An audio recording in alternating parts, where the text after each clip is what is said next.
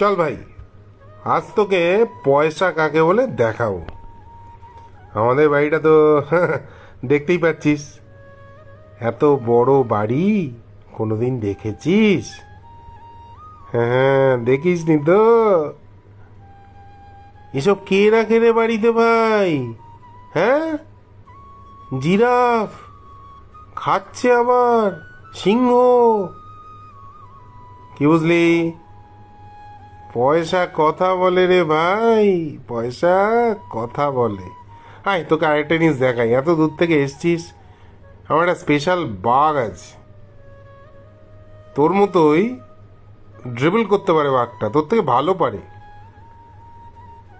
লোককে এটুকু তো দেখিয়ে দিলাম, পয়সা দিয়ে সব কেনা যায়। যাকে, ভালো থাকিস, পয়সা লাগলে অবশ্যই মিস কল দিস। টাটা।